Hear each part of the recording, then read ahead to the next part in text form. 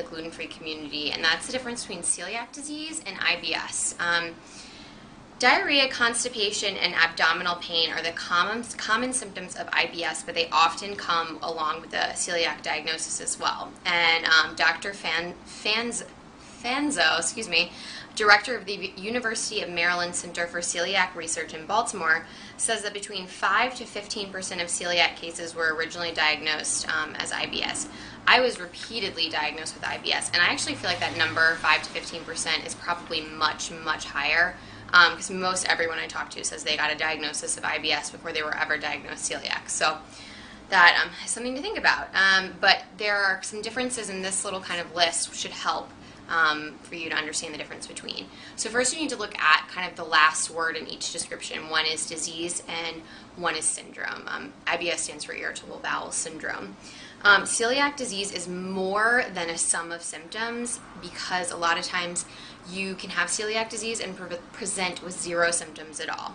And IBS is kind of a catch-all of symptoms, so you will never get a diagnosis of IBS unless you have all three: abdominal pain, diarrhea, and constipation. So there's one difference there. Symptoms. In a clinical presentation, you see gas, bloating, belly aches, diarrhea, constipation.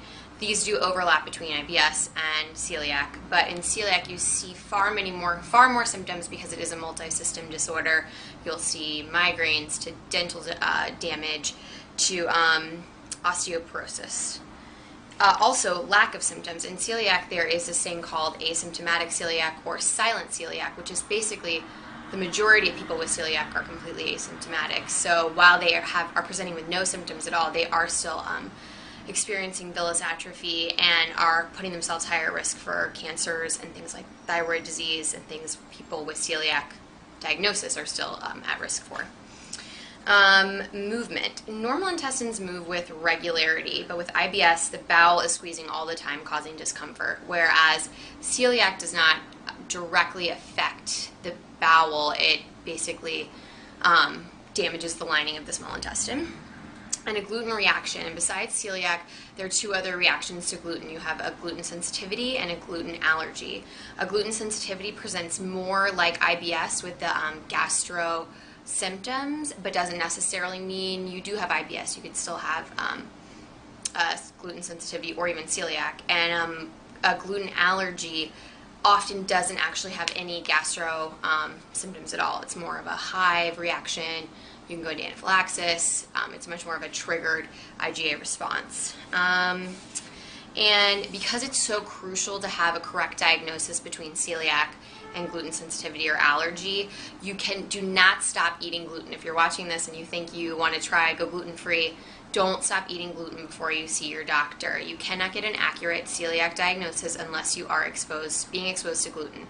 And most people do research on the internet, try being gluten-free, and then feel so much better they never want to go through the gluten challenge again to get a positive celiac test. And it's important, if you do have celiac, to get a positive test for insurance purposes.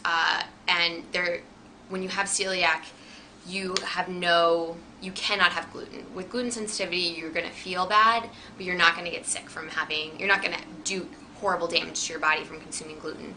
Whereas with celiac, you will. And this is from the same doctor. It says, knowing what you have makes a huge difference for your treatment. Celiac treatment is for life. It requires 100%, not 90% or even 99% commitment to a gluten-free diet.